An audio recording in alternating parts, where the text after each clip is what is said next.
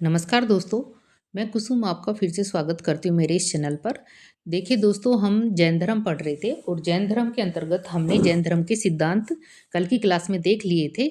और फिर उसके बाद में हमने देखा था त्रिरत्न जैन धर्म में, जो सम्यक दर्शन, सम्यक ज्ञान और सम्यक चरित्र, ये सब देख लिया था। और आज की क्लास में हम देखने वाले हैं पंच महाव्रत, जिसमें अहिंसा, सत्य, अस्तेय और अपरिग्रह और ब्रह्मचर्य, ये पांचों आएंगे। पंच महाव्रत की ये हमने लिख लिया था, लेकिन जो पंच महाव्रत है उसकी डिटेल आज हम आज की क्लास में करने वाले हैं। तो शुरू करते हैं आज की क्लास। देखिए दोस्तों, अगर आपने मेरे चैनल को सब्सक्राइब नहीं करा तो प्लीज़ चैनल को सब्सक्राइब कर लेना और अपने दोस्तों के साथ मेरी क्लासों को शेयर भी करना और लाइक और कमेंट भी करना दोस्तों। तो शुरू करते हैं आज की क्लास। जैन धर्म में पंच महाव्रत की अवधारणा दी है। जैन धर्म में कितने महाव्रत की अवधारणा है? पंच महाव्रत की अवधारणा है। यानी कि जो जैन धर्म है उसमें गृहस्थियों के लिए तो अणुव्रत बताए गए थे, और जो साधु हैं उनके लिए क्या बताए गए थे? पंच महाव्रत। तो जो पंच महाव्रत है उनकी अवधारणा जैन धर्म में दी है, जिसका उद्देश्य है अंतःकरण की शुद्धता। जिसका उद्देश्य क्या है? अंतःकरण की शुद्धता। हम देखते हैं पहला जो पंच महाव्रत है उसमें पहला है अहिंसा। अहिंसा महावीर स्वामी की शिक्षा और जैन धर्म के सिद्धांतों का मूल मंत्र है। अहिंसा क्या है? अहिंसा है महावीर स्वामी जी की शिक्षा और जैन धर्म के जो सिद्धांत है उनका मूल मंत्र है। अहिंसा का अर्थ प्राणी मात्र के प्रति दया, समानता और उपकार की भावना से है। अहिंसा का मतलब क्या है? जो जितने भी प्राणी हैं उनके प्रति क्या करनी है? दया, उनकी समानता, उनके साथ समानता की भावना और उपकार की भावना। इससे इसका अर्थ है मन, वचन, कर्म से किसी के प्रति अहित की भावना न रखना। यानी कि हमारे मन से, वचन से और कर्म से किसी के भी प्रति अहित की भावना न रखना कि ही वास्तविक क्या होती है? अहिंसा होती है। मन, वचन, कर्म से किसी के प्रति अहित की भावना न रखना ही वास्तविक अहिंसा है। सर्व जीवों के प्रति संयम पूर्ण जीवन व्यवहार ही क्या है? अहिंसा है। यानी कि जो सभी जीव हैं उनके प्रति संयम पूर्ण जीवन व्यवहार क्या होता है? अहिंसा होता है। ग्रस्तों के लिए स्थूल अहिंसा का विधान किया गया है। जो गृहस्थी हैं उनके लिए, जो गृहस्थी हैं उनके लिए स्थूल अहिंसा का विधान किया गया है। यानी कि उनके लिए अणुव्रत की शिक्षा दी गई है। स्थूल अहिंसा का अर्थ होता है निरपराधियों की हिंसा न करना। यानी कि जो अपराधी नहीं है, जो अपराध नहीं करते, उनके लिए हिंसा नहीं करना, ये गृहस्थियों के लिए अहिंसा है। ये नोट दिया है कि मोक्ष के बाद व्यक्ति को जीवन मरण के चक्र से मुक्ति मिल जाती है। मोक्ष के बाद व्यक्ति को क्या मिल जाती है? जीवन मरण के चक्र से क्या मिल जाती है? मुक्ति। तो वह क्या कहलाता है? अनंत चतुष्टय को प्राप्त कर लेता है। किसको प्राप्त कर लेता है? अनंत चतुष्टय को। ये अनंत चतुष्टय हम आगे देखेंगे इसी क्लास में। वो किसको प्राप्त कर लेता है? मोक्ष मिल जाने के बाद अनंत चतुष्टय को प्राप्त कर लेता है। अब हम देखते हैं इसका दूसरा सत्य। अहिंसा के साथ साथ महावीर स्वामी ने सत्य वचन पर भी बहुत जोर दिया। यानी कि जो सत्य वचन है उस पर अहिंसा के साथ साथ महावीर स्वामी जी ने क्या दिया? जोर दिया, क्योंकि बिना सत्य भाषण के अहिंसा का पालन संभव नहीं है। अतः महावीर स्वामी का उपदेश था कि प्रत्येक मनुष्य को अपनी प्रत्येक परिस्थिति में सत्य बोलना चाहिए। चाहे कोई भी परिस्थिति हो, मनुष्य को कभी झूठ नहीं बोलना चाहिए। हर परिस्थिति में क्या बोलना चाहिए? सत्य बोलना चाहिए। प्रत्येक मनुष्य को झूठ से बचना चाहिए और सच्चाई के साथ में रहना चाहिए। अच्छे कर्म यही होते हैं करने वाले। और तीसरा है अस्तेय। अस्तेय का अर्थ होता है चोरी न करना। यानी कि दूसरों की चीज अथवा हक न लेना ही क्या कहलाता है? अस्तेय कहलाता है। दूसरों के जो चीज होती है और जो हक होता है दूसरों का, वो नहीं लेना ही क्या कहलाता है? अस्तेय कहलाता है। और इसका अर्थ होता है चोरी नहीं करना। अपरिग्रह। अपरिग्रह का अर्थ होता है संग्रह न करना। यानी कि कोई भी चीज कल के लिए बचा के नहीं रखनी चाहिए। ये महावीर स्वामी जी ने कहा कि जो संसार में जो वस्तु है उसका संग्रह नहीं करना चाहिए। महावीर स्वामी जी के अनुसार जो व्यक्ति सांसारिक वस्तु का संग्रह नहीं करता वह संसार के माया जाल से दूर रहता है। यानी कि जब तक हम सांसारिक चीजों के मोह में जाते रहेंगे तब तक ये सांसारिक माया जाल में फंसते चले जाएंगे। तो हमें संसार के माया जाल से दूर रहने के लिए क्या बताया है महावीर स्वामी जी ने? कि जो सांसारिक वस्तुएं हैं उनका संग्रह नहीं करना चाहिए। अब आ जाएगा ब्रह्मचर्य। उपयुक्त चारों का पालन तब तक नहीं हो सकता जब तक कि मनुष्य विषय वासनाओं से दूर नहीं रहता। इसलिए महावीर ने पार्श्वनाथ के इन चारों व्रतों में पांचवा व्रत ब्रह्मचर्य जोड़कर इन्हें त्रिरत्नों की प्राप्ति के साधन बताए। यानी कि जो पांचवा महाव्रत है ब्रह्मचर्य, ये किसने जोड़ा था? ये महावीर स्वामी जी ने जोड़ा था। और ऊपर के चार जो महाव्रत हैं वो किसने जोड़े थे? वो पार्श्वनाथ जी ने जोड़ दिए थे। तो ये जो पांचवा महाव्रत है, इसको जोड़कर महावीर स्वामी जी ने त्रिरत्नों की प्राप्ति के साधन बताए। और ब्रह्मचर्य का एक अर्थ शरीर की अपवित्रताओं को दूर करना भी है। ब्रह्मचर्य का अर्थ क्या है? शरीर की जो अपवित्रता है उसको क्या करना है? दूर करना है। अब हम देखते हैं इसका दूसरा जो सिद्धांत है वो ही पढ़ रहे हैं हम। तो सिद्धांत में आती है स्याद्वाद और अनिकांतवाद की अवधारणा। जो स्याद्वाद और अनिकांतवाद है वो देखते हैं अब। जैन धर्म का जो दर्शन है उसके अनुसार वस्तु के अनंत स्वरूप हैं। वस्तु के कितने स्वरूप हैं? बहुत सारे स्वरूप बताई हैं जैन धर्म में, दर्शन में सॉरी, वस्तुओं के। केवल ज्ञानी अथवा जीवन मुक्त या अहर्त ही उन स्वरूप की अनंतता को जानती हैं। यानी कि जो ज्ञानी व्यक्ति है, जो जीवन मुक्त व्यक्ति हैं, अहर्त हैं, वो ही क्या जानते हैं? वो ही इन वस्तुओं स्वरूपों की जो अनंतता है उसको जानते हैं। ज्ञान की यह विभिन्नता 7 प्रकार की हो सकती है। जो ये ज्ञान है इसकी विभिन्नता कितने प्रकार की बताई है? महावीर स्वामी जी ने 7 प्रकार की बताई है। यानी कि जो नया ज्ञान है और जो प्रमाण है वो देखते हैं। नया ज्ञान यानी कि अपूर्ण या अधूरा ज्ञान, यानी कि जो नया ज्ञान होता है, नया ज्ञान होता है वो क्या होता है? अपूर्ण होता है और कैसा होता है? अधूरा होता है। और प्रमाण, जब तक ज्ञान पूर्ण रूप से प्राप्त हो, कैवल्य ज्ञान, उसको क्या बोलते हैं? प्रमाण बोलते हैं। यानी कि कैवल्य की प्राप्ति ही क्या होती है? प्रमाण होती है। ज्ञान जब तक पूर्ण रूप से प्राप्त न हो जाए, कैवल्य प्राप्त नहीं हो जाए, तब तक वो प्रमाण में नहीं आता। तो ये नया ज्ञान और प्रमाण देख लिया। इसके बाद में हम देखते हैं 7 प्रकार की जो ज्ञान की विभिन्नता बताई है, 7 प्रकार की, वो देखती हैं शादवाद अनिकांतवाद में। तो इसमें 7 प्रकार बताए हैं महावीर स्वामी जी ने। शात है यानी कि अस्थि है। ये क्या है? अस्थि है। शात यानी कि शात है या अस्थि है, शात नहीं है या नास्ति या नहीं है। इसका ये मैंने हिंदी में, संस्कृत में और ऐसे लिख दिया है। उसमें ये लिखा है शात है यानी कि शायद है, या अस्थि या फिर है। दूसरा है शात नहीं है यानी कि शायद नहीं है, यानी कि नास्ति यानी नहीं है। और तीसरा है शात अस्ति चय नास्ति, ऐसे आता है, ये संस्कृत में भी आ जाता है। शात अस्ति चय नास्ति, यह है भी और नहीं भी, यह है और नहीं है।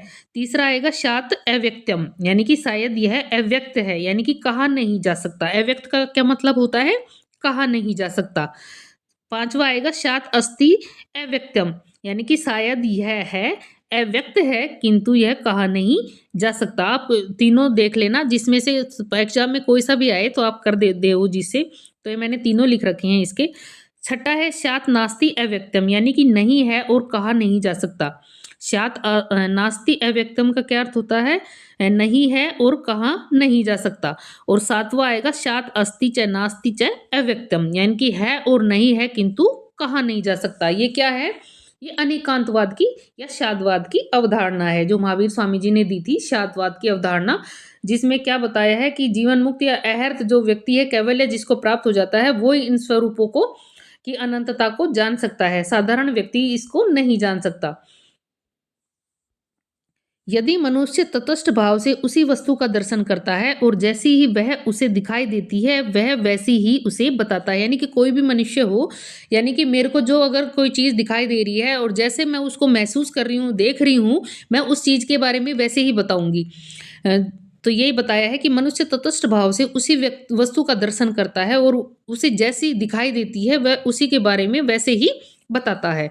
अनेकांतवाद या शादवाद इसी दृष्टि को जगाता है। वस्तु के अनेक स्वरूप को जानने के लिए अविष्ट बुद्धि नहीं, अपितु जो निर्बल बुद्धि होती है, वो निर्मल बुद्धि होनी चाहिए। कैसी बुद्धि होनी चाहिए? निर्मल, यानी कि पवित्र बुद्धि होनी चाहिए, अविष्ट बुद्धि नहीं होनी चाहिए। वस्तु के जो स्वरूप को हम जानते हैं उसके लिए अविष्ट बुद्धि की बजाय कैसी बुद्धि होनी चाहिए? निर्मल बुद्धि होनी चाहिए। यदि बुद्धि निर्मल या पवित्र है तो विविधता चाहे भाव की हो, विचार की हो या कर्म की हो, वह विचित्र न लगकर स्वाभाविक लगेगी। यानी कि अगर हमारी बुद्धि अच्छी है, श्रेष्ठ है, तो वो विविधता चाहे कैसी भी हो, भाव की विविधता हो या कर्म की हो, या विचित्र न लगकर हमें कैसी लगेगी? वो स्वाभाविक लगेगी। शादवादी वही हो सकता है जो निर्मल अंतःकरण वाला होता है। यानी कि जो अनेकांतवादी या शादवादी कौन हो सकता है? जो निर्मल अंतःकरण वाला होता है, प्रशांत है और जिसकी संवेदना सूक्ष्म को ग्रहण कर सकती है। यानी कि वो ज्ञानी होना चाहिए, मन उसका निर्मल होना चाहिए, अंतःकरण, और जिसकी संवेदना कैसी होनी चाहिए? सूक्ष्मता को ग्रहण करने वाली होनी चाहिए, वही क्या होता है, वो ही अनेकांतवादी या शादवादी हो सकता है। इस प्रकार वस्तु तत्व को समझने समझाने में जैन दर्शन अनेकांतवाद की सहायता लेता है। इस प्रकार वस्तु तत्व को समझने समझाने में जैन दर्शन किसकी सहायता लेता है? अनेकांतवाद की सहायता लेता है। अब हम देखते हैं निर्वाण। राग द्वेष या आसक्ति के बंधन से मुक्ति ही मोक्ष है, यानी कि निर्वाण है। राग द्वेष और जो आसक्ति है उसके बंधन से मुक्त होना ही क्या होता है? मोक्ष होता है। मोक्ष का ही दूसरा नाम निर्वाण है। मोक्ष का ही दूसरा नाम क्या होता है? निर्वाण। इसके कितने चरण बताए हैं? 14 चरण बताए हैं, जिसमें से 13 चरण केवल्य ज्ञान के हैं, अर्थात वह अहर्त हो जाता है, तिरंतकर हो जाता है। कौन? जो 14 चरण को प्राप्त कर लेता है वो कौन हो जाता है? अहर्त हो जाता है या तिरंतकर हो जाता है। इसके कितने चरण हैं? 14 चरण। तथा जो 13वां चरण है वो कौन सा होता है? कैवल्य ज्ञान होता है। मोक्ष के बाद व्यक्ति को जीवन मरण के चक्र से मुक्ति मिल जाती है, यानी कि जब व्यक्ति को मोक्ष मिल जाता है तो जीवन मरण के चक्र से क्या मिल जाती है? मुक्ति मिल जाती है। वह 14वें चरण में अनंत चतुष्टय को प्राप्त कर लेता है, यानी कि 14वां जो चरण आता है वह अनंत चतुष्टय को प्राप्त कर लेता है। इसमें जो अनंत चतुष्टय हमने देखे थे वो अनंत चतुष्टय है, अनंत ज्ञान है, अनंत दर्शन है, अनंत वीर्य शक्ति और बल है, या अनंत सुख या आनंद है। हमने पहले देखा था हमने कि अनंत चतुष्टय को प्राप्त कर लेता है मोक्ष के बाद, जीवन मरण के चक्र से मुक्ति के बाद। तो ये जो अनंत चतुष्टय हैं वो कौन कौन से हैं? वो हैं अनंत ज्ञान, अनंत दर्शन, अनंत वीर्य या बल, अनंत सुख और आनंद। ये क्या है? अनंत चतुष्टय हैं। अब हम देखते हैं काया क्लेश। जैन उपवास व्रत सल्लेखना, यानी भूखे रहकर प्राण त्यागना। सल्लेखना जैन धर्म में होता है, इसमें भूखे रहकर प्राण त्यागे जाते हैं तो उसको क्या बोलते हैं? सल्लेखना विधि बोलते हैं। तो जैन लोग ही क्या करते हैं? उपवास व्रत और सल्लेखना आदि पद्धतियों को द्वारा अपने शरीर को क्या देते हैं? कष्ट देते हैं। जैन धर्म में ज्ञान प्राप्ति के लिए भी अपने शरीर को कष्ट पहुंचाते हैं। ये क्या कहलाता है? काया क्लेश कहलाता है। यानी कि जो जैन धर्म है उसमें जो उपवास व्रत और सल्लेखना, यानी कि भूखे रहकर प्राण त्यागना आदि पद्धतियों के द्वारा अपने शरीर को क्या पहुंचाते हैं? वो कष्ट पहुंचाते हैं। और जैन धर्म में ज्ञान प्राप्ति के लिए भी अपने शरीर को कष्ट पहुंचाते हैं। जैन धर्म में आत्मा का सिद्धांत अनेकात्मवाद, आत्मा की बहुलता का सिद्धांत कहा जाता है। जो जैन धर्म है उसमें जो आत्मा का सिद्धांत है वो क्या कहलाता है? अनेकांतवाद या आत्मा की जो बहुलता का सिद्धांत है कहा जाता है। सृष्टि के हर तत्व में आत्मा अथवा सत्य मौजूद होता है। जो सृष्टि है उसके हर तत्व में क्या मौजूद होता है? आत्मा या सत्य मौजूद होता है। इस प्रकार एक नहीं बल्कि अनेक आत्मा का अस्तित्व सृष्टि में है। एक नहीं अनेक आत्माओं का अस्तित्व क्या होता है? सृष्टि में होता है। आत्मा का कोई रूप नहीं है मगर वह शरीर रूपी भवन को प्रकाशित करती है। जो आत्मा होती है उसका कोई रूप नहीं होता, मगर जो हमारे शरीर में आ जाती है तो क्या करती है? हमारे आत्मा रूपी शरीर को, हमारे शरीर रूपी भवन को क्या करती है? ये प्रकाशित करती है। इसके 3 गुण हैं, चैतन्य, सुख और वीर्य। जो आत्मा है इसके कितने गुण हैं? 3 हैं, चैतन्य, सुख और वीर्य। तीनों गुण कर्मों के द्वारा बाधित होते हैं, यानी कि जो कर्म है उनके द्वारा ये तीनों गुण बाधित हो जाते हैं। जैन धर्म आचरण सूत्र में महावीर स्वामी की तपस्या का वर्णन है। जो जैन धर्म का आचरांग सूत्र है उसमें किसका वर्णन है? महावीर स्वामी जी की तपस्या का वर्णन है। अब हम देखते हैं जैन धर्म के 6 द्रव्य। जैन धर्म के कौन कौन से द्रव्य हैं? ये 6 द्रव्य है, ये देखते हैं हम। पहला है पुद्गल, दूसरा है जीव, तीसरा धर्म, चौथा अधर्म, 5वां है आकाश और छठा है काल। तो पहला आएगा पुद्गल। पुद्गल यानी कि भौतिक तत्व। पुद्गल उस वस्तु को कहते हैं जिसे जोड़कर बड़ा किया जा सके या तोड़कर छोटा किया जा सके। पुद्गल किसको बोलते हैं? पुद्गल बोलते हैं जिसे जोड़कर बड़ा किया जा सके या तोड़कर छोटा किया जा सके, उसको क्या बोलते हैं? उसको पुद्गल बोलते हैं। यानी कि पुद्गल के 5 गुण होते हैं, जिसमें स्पर्श होता है, रस, गंध, वर्ण और शब्द होते हैं। इस प्रकार जीव और अजीव के मिलने से क्या बन जाता है? जगत बन जाता है। तो पुद्गल किसको बोलते हैं? पुद्गल बोलते हैं अजीव अवस्था जड़ पदार्थ को क्या बोलते हैं? पुद्गल बोलते हैं। जो अजीव अवस्था जड़ पदार्थ है, जो अजीव अवस्था जड़ पदार्थ है उसको क्या बोलते हैं? पुद्गल बोलते हैं। यानी कि पुद्गल में क्या होता है? पुद्गल में वस्तु को उस वस्तु को कहते हैं जिसको जोड़कर हम बड़ा भी कर सकते हैं और तोड़कर छोटा भी कर सकते हैं। और इसके गुण कौन कौन से हैं? इसके गुण हैं स्पर्श, रस, गंध, वर्ण और शब्द। ये हमने पिछली क्लास में देख लिया था पुद्गल का। अब हम देखते हैं धर्म, यानी कि जीव। जीव के बाद में आता है धर्म। धर्म गति का द्योतक है। धर्म किसका द्योतक है? गति का। सत्य और असत्य के मध्य गमनागमन का माध्यम है। जो सत्य और असत्य होता है उसके बीच में क्या करता है? ये गमन का माध्यम होता है। अधर्म यानी कि अगति का द्योतक है। गतिमान द्रव्य को आश्रय देता है। जो गतिमान द्रव्य है उसको अधर्म क्या देता है? आश्रय देता है। फिर हम देखते हैं आकाश। आकाश में शून्य और विस्तार का सूचक है। आकाश किसका सूचक है? शून्य का और विस्तार का सूचक है। और काल किसका होता है? समय का द्योतक होता है। काल किसका होता है? समय का द्योतक होता है। काल जो होता है वो अनस्तिकाय द्रव्य है, जबकि 5 अन्य अस्तिकाय द्रव्य है। यानी कि जो ये काल है ये कौन सा द्रव्य है? अनस्तिकाय। ये काल क्या है? अनस्तिकाय द्रव्य है। काल कैसा है? काल होता है अनस्तिकाय द्रव्य। अनस्तिकाय द्रव्य। और जो ये पांचों हैं पुद्गल, जीव, धर्म और अधर्म और आकाश, ये पांचों क्या होते हैं? अस्तिकाय द्रव्य हैं। ये कौन कौन से हैं? अस्तिकाय द्रव्य। और काल क्या होता है? अनस्तिकाय द्रव्य। इस तरह हमारा आज का ये कंप्लीट हो गया है और इससे आगे की क्लास हम कल पढ़ेंगे दोस्तों। और शायद मैं 1-2 दिन की छुट्टी भी करूँगी, तो प्लीज़ अगर आपको मेरी ये चैनल अच्छा मेरा ये कंटेंट अच्छा लग रहा है या मेरा कुछ भी आपको अच्छा लग रहा है तो प्लीज़ चैनल को सब्सक्राइब कर लेना और अपने दोस्तों के साथ मेरी क्लासेस शेयर करना, लाइक कमेंट भी करना दोस्तों। धन्यवाद दोस्तों।